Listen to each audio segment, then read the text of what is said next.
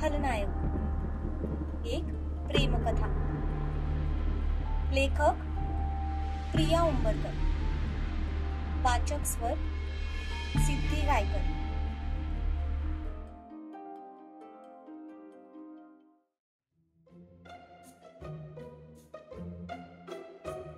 त्याच रात्री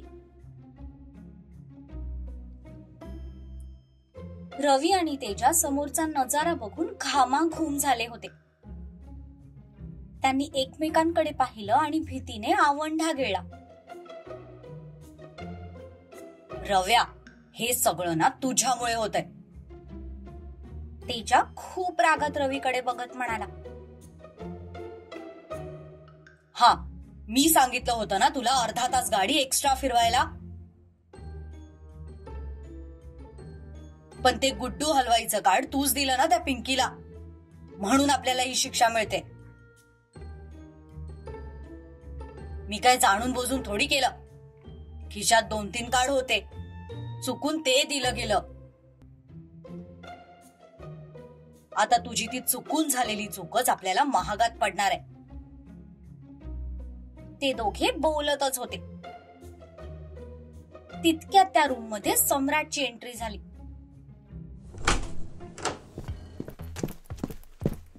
तसे दोघेही गप्प झाले। चला, करा कामाला सुरुवात।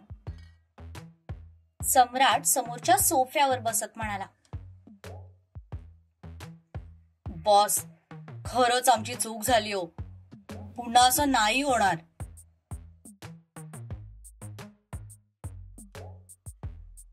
चूक चुकूनच होते, जाणून बुजून केली जाते ती चूक नसते।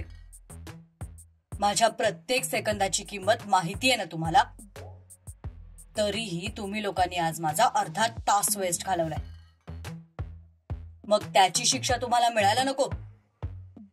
शिवाय त्या पिंकीचं सत्य माहीत असताना सुद्धा मला तुम्ही ते जाणून बुजून सांगितलं नाही, त्याची पण शिक्षा तुम्हाला मिळणारच।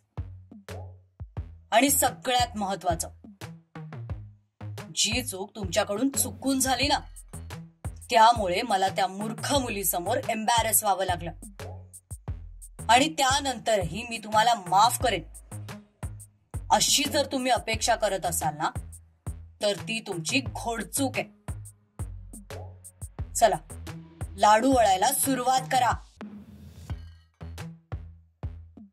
त्या दोघांना शिक्षा म्हणून आज त्यांनी प्रत्येकी 1000 लाडू वळायचे होते। बॉस, उभ्या आयुष्यात मी कधी लाडू वळले नाही, तो कसं जमणार मला? जसं तोंड चालवायला जमतं ना, तसंच हात चालवून बघ, हे पण जमेल। सम्राट म्हणाला तसं दोघांनी लाडू वळायला घेतले।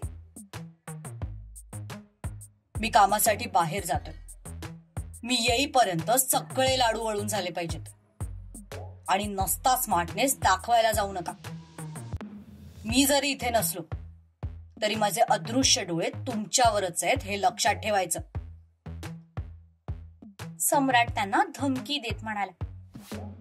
तसं त्यांनी फक्त हो मध्ये माना डोलवल्या। त्या दोघांना कामाला लावून सम्राट त्याच्या कामाला बाहेर निघून गेला।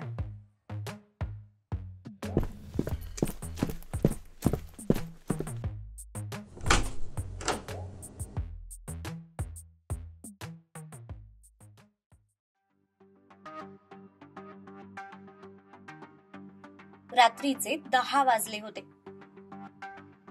सम्राटची गाडी एका बंगल्यासमोर येऊन थांबली।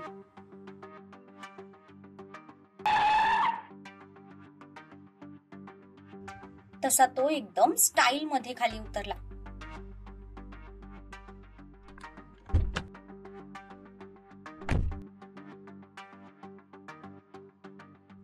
त्याच्यासोबत त्याचा विश्वासू बॉडीगार्ड जॅक पण होता। त्यांच्यासाठी मेन डोर उघडला गेला।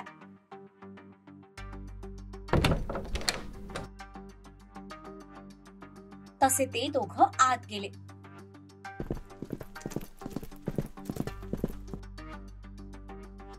या मिस्टर खानविलकर, मी तुमचीच वाट बघत होतो.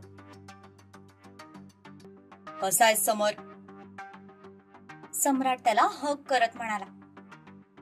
समोरच्या व्यक्तीने पण त्याला हसून मिठी मारली.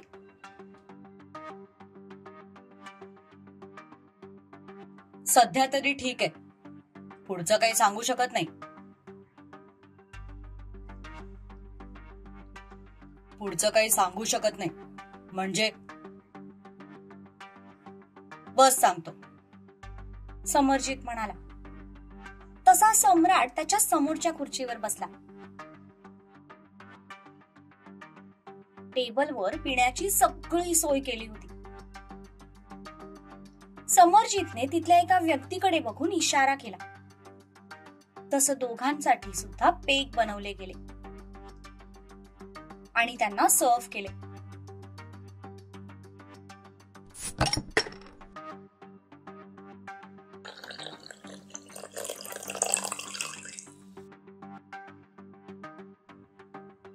दोघांनी पण आपापले ग्लासेस हातात घेतले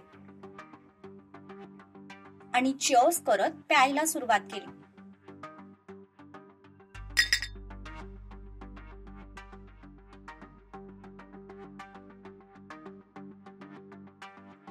सम्राट, तू त्या मुलाला मारायला नको होतस, समर म्हणाला. तसंच सम्राट पिता पिता थांबला. दगाबाजी करणाऱ्याला माझ्याकडे फक्त मृत्यूदंडाचीच शिक्षा असते, माहितीये ना तुला? हो, पण त्यामुळे आपण अजून त्या लोकांच्या नजरेत आलोय. त्याचं काय? तुझ्या माणसांनी भर मार्केटमधून पळून त्याला उचललंय. एवढंच नाही तर तू स्वतःच्या हाताने त्याला मारलेस. मान्य आहे, तो आपल्याच थाळीत खाऊन आपल्यावरच तंगडी वर करायला बघत होता, पण त्याची शिक्षा तू त्याला वेगळ्या पद्धतीने सुद्धा देऊ शकला असतास. त्याला टॉर्चर करून आपण त्याच्याकडून सगळी माहिती मिळवू शकलो असतो आणि माझी खात्री होती की नक्कीच तो आपल्या बाजूने झाला असता.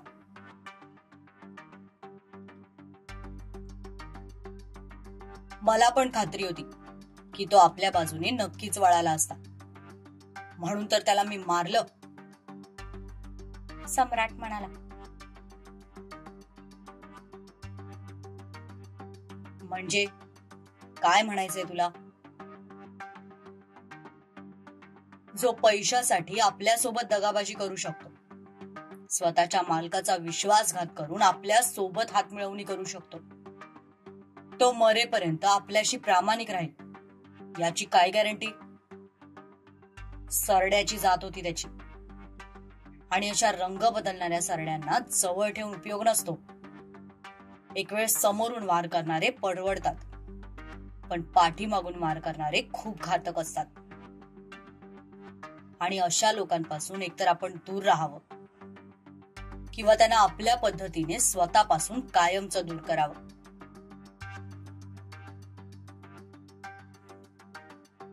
बर, जे झालं ते झालं. आता पुढे काय करायचं ठरवलेस तू?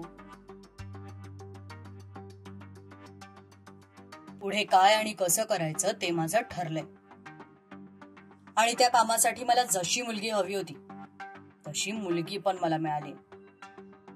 लवकरच आपलं काम सुरू होईल. हो, पण ती मुलगी विश्वासू आहे ना?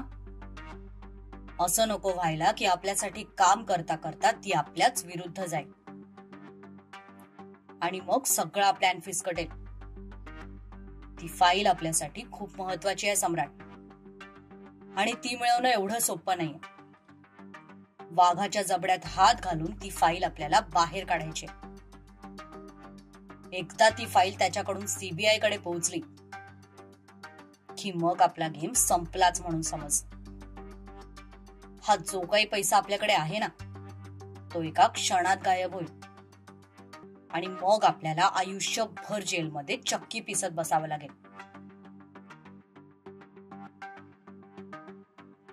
आणि हे सगळं मी इतक्या सहजासहजी होऊ देईन असं वाटतं का तुला? प्रामाणिकपणे घासली असती ना तर अजूनही मी त्या रस्त्यावरच्या उकिरड्यावरच असतो. माझं डोकं वापरून, प्रसंगी रिस्क घेऊन, जीवाची पर्वा न करता मी इथपर्यंत पोहोचलोय.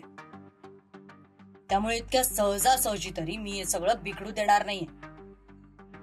मग त्यासाठी मला अगदी काहीही करावं लागलं तरी चालेल.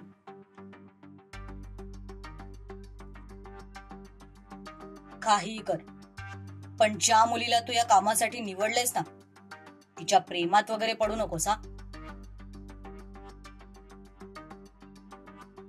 प्रेमात आणि मी दोन पेक मध्ये चढली वाटतं तुला, म्हणून असा बरळतोयस. भावा, एक वेळ चढलेली नशा उतरते, पण पोरीच्या प्रेमाची नशा उतरत नाही. यात भले भले बर्बाद होत असतील, पण त्या बर्बाद झालेल्या लोकांमध्ये सम्राटचं नाव कधीच घेतलं जाणार नाही. मी बर्बाद होणाऱ्यातला नाही, बर्बाद करणाऱ्यातला आहे.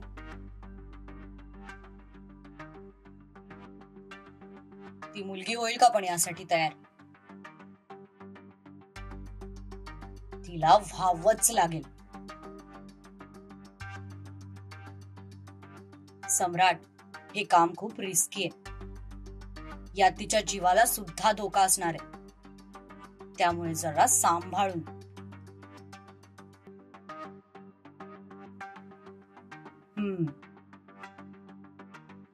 पुढे काय करायचं ना ते माझं ठरलंय. आणि तिला भेटल्यापासून तर माझी खात्री झाली की हे काम फक्त तीच चांगल्या पद्धतीने करू शकते. कारण हे काम करण्यासाठी डोकं असलेली नाही, तर डोकं नसलेली मुलगी पाहिजे. आणि ती तर या जगातली सगळ्यात बिनडोक मुलगी आहे. तिच्यापेक्षा मूर्ख या जगात कोणीच असू शकत नाही.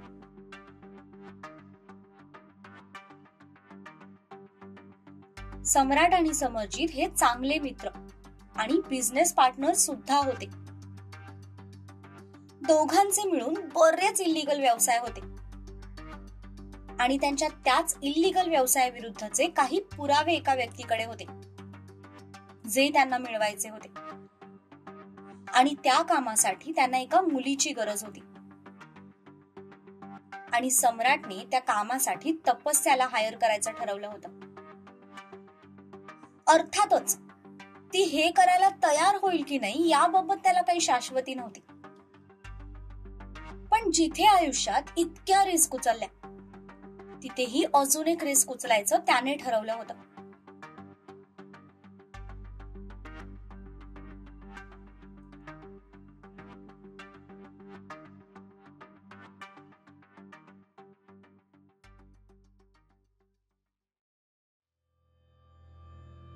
त्याच रात्री तपस त्याच्या घरी. बघितलं काय दिवे लावले तुमच्या मुलीने? तरी मी म्हणत होते तुम्हाला की हिला हॉस्टेलवर पाठवून द्या, पण नाही. तुम्ही कधी माझं ऐकाल तर शपथ. आता भोगा आपल्या कर्माची फळं. स्वाती गिरीशकडे तपस्याची तक्रार करत म्हणाली. झालेला प्रकार ऐकून गिरीश सुद्धा सुन्न पडले होते. तपस्या मात्र समोर निर्विकार चेहऱ्याने बसली होती. तिचं फोन मध्येच काहीतरी वेगळं सुरू होतं. तिला ना कोणाची काही पडलेली होती ना त्यांच्याशी काही घेणं देणं होतं. ती तिच्याच विश्वात गुंग होती. तपस्या, स्वातीने जे काही सांगितलंय ते खरंय का? ताई, बाबा काहीतरी विचारतायत तुला. तुम्ही माझ्याशी बोलताय का? नाही, आम्ही तुझ्याशी नाही, या घरातल्या भिंतींशी बोलतोय. बघितलं कशी आपल्या बोलण्याला इग्नोर करते ही पोरगी. आणि हे ती मुद्दाम करते. मला हे सगळं कळतंय, पण तुम्ही कळून न कळल्यासारखं करताय. कुठून देणार आहोत आपण त्या माणसाला 1 लाख रुपये? पैसे का इथे झाडावर उगतात का?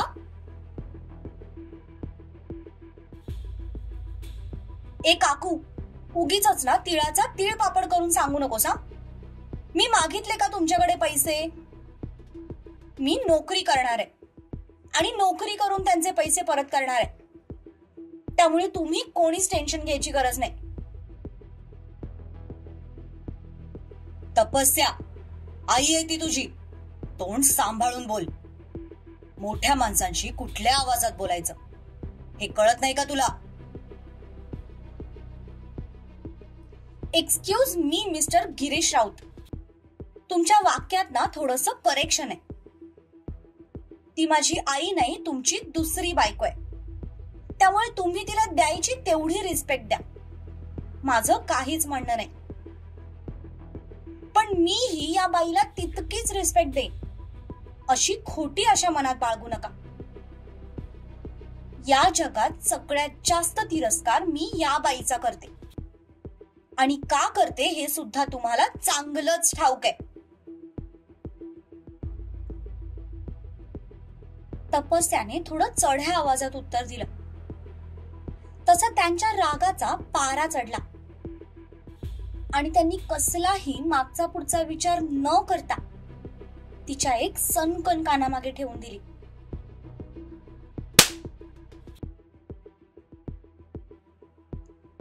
तिला मारलेलं बघून स्वातीचे ओठ रुंदावले. सई लगेचच तिला पकडायला उभी राहिली. ती तिला पकडणार होती तेवढ्यात तपस्याने हात करून तिला थांबवलं. गिरीश मात्र नाकपुड्या फुगवत रागाने तिच्याकडे बघत होते. ती जरी तुझी सावत्र आई असली तरी मी तुझा सख्खा आणि रक्ताचा बाप आहे. त्यामुळे माझ्याशी तरी निदान अशा आवाजात बोलायचं नाही, समजलं? बाप बाप या शब्दाचा अर्थ तरी माहितीये का हो तुम्हाला? बाप होण्यासाठी ना आधी चांगला नवरा व्हावं लागतं, चांगला माणूस व्हावं लागतं, आपल्या बायकोशी प्रामाणिक राहावं लागतं. फक्त मूल जन्माला घातलं म्हणून कोणी बाप होत नाही. त्यासाठी घराची आणि कुटुंबाची जबाबदारी समर्थपणे अंगावर पेलावी लागते. तपस्याने न घाबरता त्यांच्या डोळ्यात डोळे घालून उत्तर दिलं.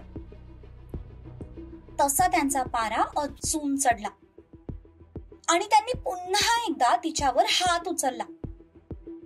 पण यावेळी त्यांचा हात तिच्या गालावर पडायच्या आधीच तिने तो हवेत पकडला.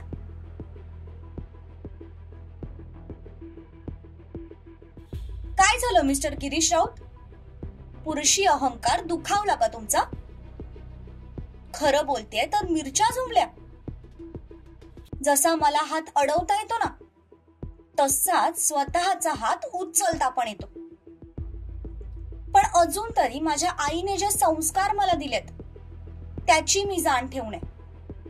नाहीतर जसं तुम्ही माझ्या आई सोबत वागले आहात ना त्याचं सडेतोड उत्तर मी तुम्हाला दिलं असतं. ती त्यांचा हात बाजूला झटकत म्हणाली.